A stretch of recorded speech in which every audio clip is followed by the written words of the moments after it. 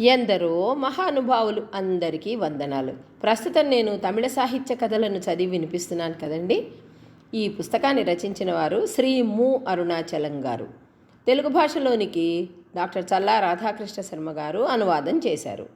ఇంకా తరువాత కథలోనికి వచ్చేద్దాం. ఆళవందార్ ఈ కథ పేరు. వైష్ణవ సాంప్రదాయంలో రామానుజుల వారికి పూర్వం వర్ధిల్లిన ఆచార్యులలో ఆళవందారు మహాప్రసిద్ధుడు. నాలాయిర ప్రబంధాన్ని పూర్తిగా వెలువరించిన నాథమునికి ఆయన పౌత్రుడు, ఈశ్వరముని పుత్రుడు. భవిష్యత్తులో ఆయన వైష్ణవాచార్యులు కాగలరని, ఆయనకు యామునాచార్యులనే పేరు పెట్టాలని చెప్పి నాథముని కాలధర్మం చేశాడు. అలాగే ఆయన పుట్టిన తరువాత ఆయనకి యామునాచార్యులని నామకరణం చేశారు. ఆయన చిన్నపిల్లవాడుగా ఉన్నప్పుడు ఇతర బాలురతో కలిసి వీధిలో ఆడుతూ ఉన్నాడు. అప్పుడు రాజపురోహితుడైన అక్కియాళ్వాన్ మహా ఆడంబరంగా పల్లకిలో కూర్చుని ఆ వీధి గుండా వెడుతున్నాడు. బాకాలు మొదలైనవి వినిపిస్తున్నాయి. ఆళ్వానుకి మహాగర్వం. అందరినీ తుచ్చంగా చూసేవాడు. ఈ విధంగా చెడ్డ పేరు సంపాదించాడు. పల్లకి తనను సమీపించగానే ఆళవందారు దాన్ని ఆపాడు. తాను నివసించే చోట బాకాలు మొదలైనవి వినిపించకూడదు అని అన్నాడు. సేవకులు పల్లకీలో కూర్చున్న ఆళ్వానుకి ఈ విషయం తెలిపారు. పల్లకి ఆళవందారు ఉన్న చోటికి వచ్చింది. బాబు, పల్లకి నాపావు, ఎందుకు ఆపినట్లు అని అక్కియాళ్వాన్ ప్రశ్నించాడు. నేను అడిగే ప్రశ్నకు సమాధానం చెప్పగలిగితే మీరు ఆ తర్వాత వెళ్ళవచ్చు అన్నాడు బాలుడు. అక్కియాళ్వానికి కోపం వచ్చింది. ఈ చిన్న పిల్లవాడా నన్ను అడగమని? నన్ను అడుగుతాడా అనుకుంటూ అయినా తమాయించుకుని సరే అడుగు అన్నాడు. యామునాచార్యులు కిందికి వంగి చేతి నిండా మట్టి తీసుకున్నాడు. ఇందులో ఎంత మట్టి ఉందో చెప్పండి అని అడిగాడు అతను.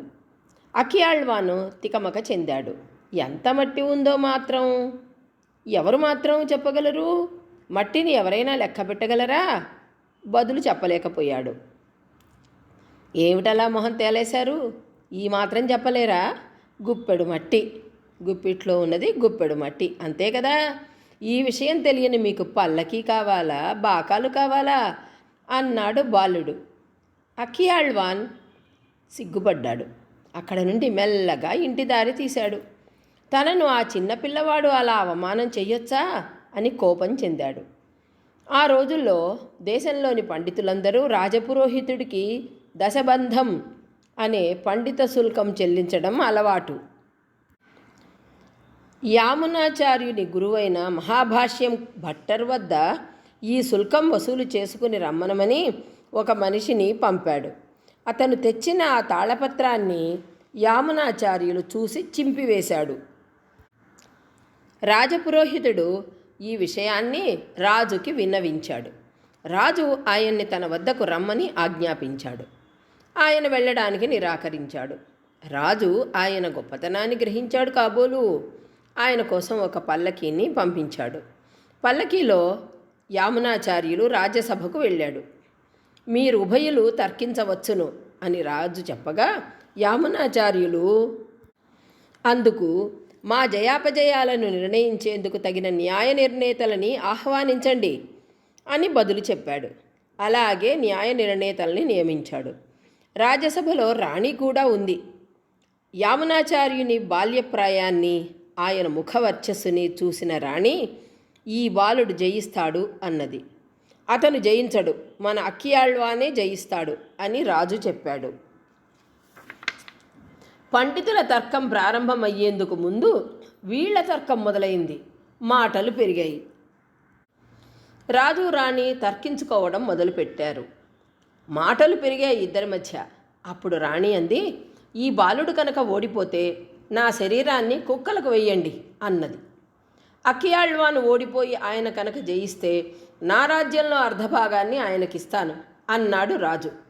ఇంతలో వాదోపవాదాలు ప్రారంభమైనాయి. ఈ బాలుడితో నా మహావిద్వాంసుడైన నేను వాదానికి దిగడము అనే అహంకారము అక్కియాళ్వానుకి కలిగింది. ఆ అహంకారంతో బాబూ, బాలుడువైన నీతో నేను శాస్త్రవాదానికి దిగడం లేదు. లోకస్వభావానికి అనుగుణంగా నువ్వు 3 మాటలు చెప్పు. నువ్వు అవునన్నది నేను కాదని చెబుతాను, నువ్వు కాదన్నది నేను అవునని చెబుతాను అన్నాడు. ఇది విన్న సభవారు అక్కియాళ్వాన్ ఔదర్యాన్ని మెచ్చుకున్నారు. యామునాచార్యులు మందహాసం చేశాడు. తమ చిత్తం అన్నాడు. మొదటి మాటగా నీ తల్లి పుత్రవతి అన్నాడు. దీన్ని కాదనడానికి ఆ అక్కియాళ్వానికి నాలుక పెగలలేదు. దీన్ని కాదనాలంటే గొడ్రాలని కదా చెప్పాలి.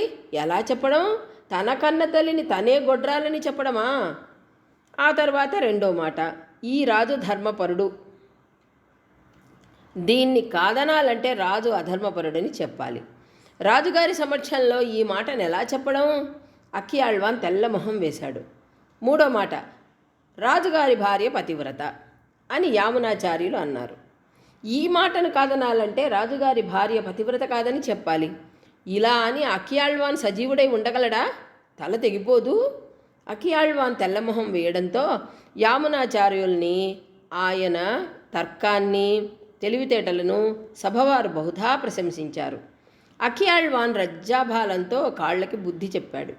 అప్పుడు రాణి తన ఆసనం నుంచి దిగి గబగబా యామునాచార్యుల్ని సమీపించి, నన్ను అళవందారో కాపాడవచ్చావో అంటూ ఆ బాలుణ్ణి కౌగిలించుకుంది. అనంతరం అక్కడికక్కడే తాను అనుకున్నట్టుగా రాజు తన రాజ్యంలో అర్ధభాగాన్ని ఆయనకి ఇచ్చాడు. రాణి అళవందారుని ఉద్దేశించి, మీరన్న 3 మాటల్ని మీరు ఎలా కాదని చెప్పగలరు అని ప్రశ్నించింది. అప్పుడు అళవందారు ఇలా చెప్పసాగాడు. ఈ మాటల్ని కాదనవచ్చు, చెబుతా వినండి. నీ తల్లి పుత్రవతి అంటే గొడ్రాలు కాదు అని చెప్పాలి. తల్లికి ఒకే కొడుకు కనుక ఉంటే శాస్త్ర ప్రకారం ఆమె పుత్రవతి కాదు, శాస్త్ర ప్రకారం ఆమె గొడ్రాలితో సమానం. అక్కియాళ్వాన్ తల్లికి ఆయన ఒక్కడే కొడుకు కాగా ఆ తల్లి గొడ్రాలికి సమానం. ఇంకా రెండో మాట, రాజు అధర్మపరుడని చెప్పాలి. దేశంలోని ప్రజలు చేసే అధర్మాలన్నీ రాజుకే సంక్రమిస్తాయి అని శాస్త్రం చెబుతున్నది. మరి అధర్మాలు ఎక్కువే కదా, కనుక రాజు అధర్మపరుడు. ఇంకపోతే రాజుగారి భార్య పతివ్రత కాదని చెప్పాలి. పెళ్లికి ముందు ఆమె శాస్త్ర ప్రకారం అగ్ని, ఇంద్రుడు మొదలైన పెక్కు దేవతలకు చెందినదిగా చెప్పి తరువాతనే రాజుగారికిచ్చి వివాహం చేస్తారు. కాగా ఆ మంత్రాల ప్రకారం పలువురికి చెందింది. పతివ్రత కాదని ఇందుకు శాస్త్రపూర్వకమైన సమాధానం అని చెప్పాడు. ఈ మాటలు విన్న రాజు, రాణి చాలా సంతోషించి ఆళవందారిని ఎంతో మెచ్చుకున్నారు.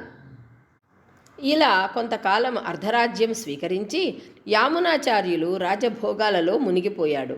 రాజభోగాలు అనుభవిస్తూ ఉండడం వల్ల ఆయన్ని సామాన్యులు సమీపించలేకపోయారు. తన తాతగారు నాథముని మరణించిన తరువాత జన్మించినందువల్ల ఆయనకి నాథముని తన జ్ఞాన సంపదను ప్రత్యక్షంగా ఇవ్వలేకపోయాడు. తన జ్ఞాన సంపదలోని వివిధ భాగాలను శిష్యుల పరం చేసి యామునాచార్యుల మనస్సు పరిపక్వమైనప్పుడు ఆ సంపదను అతనికి అందచెయ్యండి అని చెప్పి నాథముని పరమపదం చేరుకున్నాడు. అలా నాథముని వద్ద జ్ఞాన సంపదను పొందిన వారిలో మణక్కాల్ నంబి అనే ఆయన ఒకడు. ఆయన వృద్ధుడు. ఆయన యామునాచార్యుల్ని కలుసుకోవాలని చాలాసార్లు అక్కడికి వెళ్ళాడు. రాజభోగాలలో ఆయన మునిగి ఉండగా ఆయన సేవకులు ఆ పేద బ్రాహ్మణ్ణి లోపలికి వెళ్ళడానికి అనుమతించలేదు. ఎలా లోపలికి వెళ్ళడమా అని ఆ బ్రాహ్మణుడు ఆలోచించి ఒక యుక్తి పన్నాడు. ఆ బ్రాహ్మణుడు దొడ్డిదోవగా వచ్చి అక్కడున్న వంటవాడితో స్నేహం చేశాడు. అళవందారికి నచ్చిన కాయగూరల్లో ముండ్ల ముస్తే కూర ఒకటి అని తెలుసుకున్నాడు. ఆ తర్వాత బ్రాహ్మణుడు చాలా రోజులు ముండ్ల ముస్తే కూర కోసుకొచ్చి వంటవాడికి ఇవ్వసాగాడు. ఆ కూరను యామునాచార్యుడికి సహర్షంగా వడ్డించారు వంటవాళ్ళు. అంతేగాని ఆ కూర ఎలా వచ్చిందని కానీ, ఎవరు తెచ్చి ఇస్తున్నారని కానీ, ఎందుకు తెస్తున్నారని కానీ ఎవ్వరూ అడిగి తెలుసుకోలేదు. ఇలా చాలా రోజులు గడిచాయి. ఉన్నట్లుండి మణక్కాల్ నంబి కూర తెచ్చి ఇవ్వడం వరుసగా 4 రోజులు మానేశాడు. ఆ కూర దొరకలేదు అనగా ఎందుకని ఆళవందారు ప్రశ్నించాడు. ఆ కూరను ఒక వృద్ధ బ్రాహ్మణుడు ఇచ్చేవాడని తెలుసుకున్నాడు. ఆయన కనుక ఈసారి వస్తే ఆయన్ని తన వద్దకు తీసుకురమ్మని ఆళవందారు ఆజ్ఞాపించాడు. ఆ మరునాడు మణక్కాల్ నంబి కూర తీసుకొని వెళ్ళాడు. వెంటనే ఆయన్ని ఆళవందారు వద్దకు తీసుకొని వెళ్ళారు. ఆళవందారు వృద్ధ బ్రాహ్మణ్ణి కూర్చోమని చెప్పి, మీరెందుకు చాలా రోజులుగా ఈ కూర తీసుకొస్తున్నారు? మీకేమన్నా ధనం కావాలా అన్నట్టు ప్రశ్నించాడు. అప్పుడు నంబి, మీ ధనం నాకొద్దు, అవసరం లేదు. మీ పూర్వులు సంపాదించి మాకిచ్చిన ధనం చాలా ఉన్నది. ఆ ధనం మీకు తిరిగివ్వాలనే నేను ఇక్కడికి వస్తున్నాను.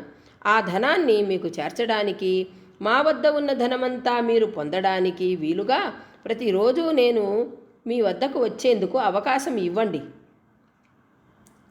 నా రాకకు అడ్డు చెప్పవద్దని మీ సేవకుల్ని ఆజ్ఞాపించండి. అదే నాకు 10,000 అన్నాడు. అలాగే కానివ్వండి అన్నాడు ఆళవందారు. ఆ తర్వాత మణక్కాల్ నంబి ప్రతిరోజు ఆళవందారు అంతఃపురానికి వెళ్ళి తాను తన గురువుగారి వద్ద పొందిన జ్ఞాన సంపదను కొంచెం కొంచెంగా ఉపదేశించసాగాడు. ఆ జ్ఞాన సంపదనే కాక ఇతర విజ్ఞానాన్ని కూడా స్వాయత్తం చేసుకుని ఆళవందారు ప్రసిద్ధ ఆచార్యుడిగా కీర్తిని పొందాడు. ఇదండి ఆళవందారు గారి కథ. ఆళవందారు గారు యామునాచార్యుల వారు ఒకటేనండి, రెండు పేర్లని ఈ కథలో ప్రస్తావించడం జరిగింది. అందువల్ల మీరు తికమక పడవద్దు. ఇంకా ఈ కథ నచ్చితే లైక్ చేయండి, షేర్ చేయండి, సబ్స్క్రైబ్ చేసుకుని నన్ను మరింతగా ప్రోత్సహించండి. ఉంటానండి. తిరిగి మరో కథలో కలుసుకుందాం. అంతవరకు సెలవు.